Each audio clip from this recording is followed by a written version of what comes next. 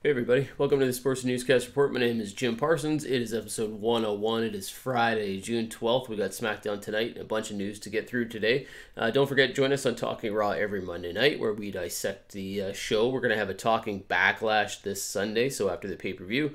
We're going to dissect that pay-per-view as well, and there's tons of other news to go through, including if you want to be part of our Backlash pay-per-view predictions tournament, you can go to patreon.com/Jim Parsons. Get signed up for that one. For as little as $1, you can start predicting pay-per-views with me and have some fun and play a tournament and all sorts of fun stuff till the end of the year. So join us for that or ask for more details, right? Book it in the comment section below, and we'll tell you all about the tournament and the fun games that go with it. All right, as far as the news goes, Jeff Hardy is going to be central on SmackDown tonight on Friday, and there's, spoiler alert here, a very interesting segment where they're going to be all in on this substance abuse issue with Jeff Hardy to the point where a lab coat and a doctor comes out and asks him to take a urine test, which he then throws into Sheamus's face, all sorts of crazy stuff. So if you're not a fan of what they're doing with Jeff Hardy, you're probably not going to love this too much. If you think it's getting to the point where it's way too ridiculous, well, there you go.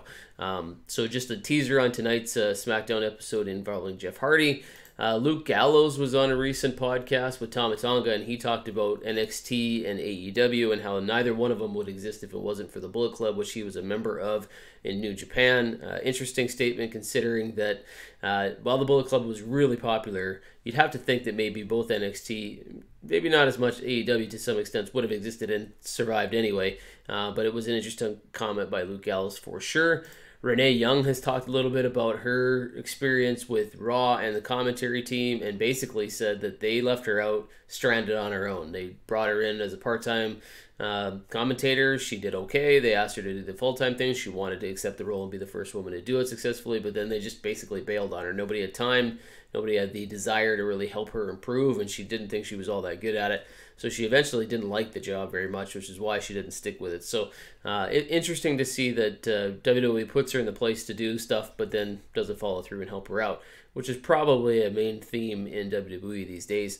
Speaking of people who got pushes that aren't going to stick around, Heyman and Bruce Pritchard, their jobs have drastically changed in WWE as of yesterday. Vince McMahon has removed Paul Heyman from the executive director role of Raw and put Bruce Pritchard involved on both shows, Raw and SmackDown. He's going to run creative for both shows.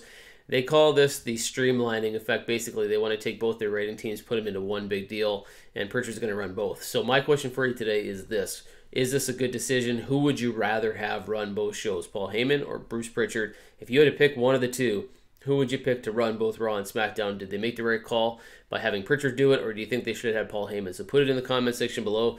Let me know what you think about this decision by WWE. Don't forget, Sunday night, Talking Backlash as well. The pay-per-view prediction tournament at patreon.com/Jim Parsons.